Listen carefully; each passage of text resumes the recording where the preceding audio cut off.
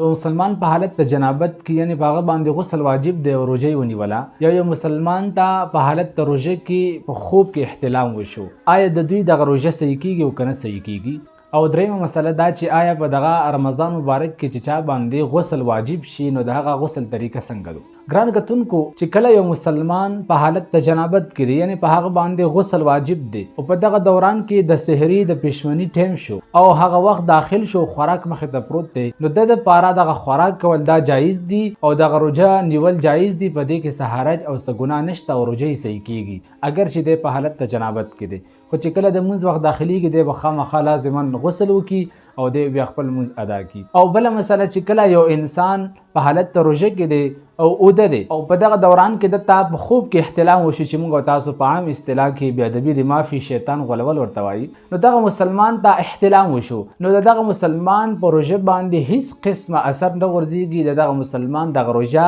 صحیح ده او سالم او سلامت او هیڅ قسمه فرق پکې نه راغلی. د غسل طریقه دا ده چې ته په حالت د جنابت کې او روژه دو نو په دغه دوران کې به غسل لکه څرنګه موږ تاسو په عام ورځو کې کوو په کومه طریقه باندې کوو هغه شان دی به په دغه روژه کې مو غسل کوي. خو صرف یو خبرې خیال بساتي چې کله ته خولې ته اوبه واچوي نو په دغه خوله کې ته اوبه وکړه چوه خو غړغړې په مه کوه، ځکه که چېرته تا دغه غړغړې وکړې نو دا احتمال کیدای شي چې تا اوبه تیر شي نو تا ورسره روژه ماتېږي. نو دې وجې نه چې دی علما فرمایي چې په روژه کې په حالت د روژه کې چې کله یو انسان غسل کوي نو هغه به غړغړې نه کوي، نورې خولې ته اوبه واچوي، خوله کې چې دی اوبه وکړه چوه خو غړغړې به نه کوي. او کله چې ته پوزې ته اوبه اچوي نو په دې ته به هم دا خیال ساتي لکه عام ورځو کې موږ تاسو چې کله څنګو ته اوبه پوزې ته اوبه نږدې کړو نو لازم دا دي چې ته به دغه اوبه دغه هډوکي ته رسوي او دې لپاره طریقې کار بیا دغه وي چې انسان دغه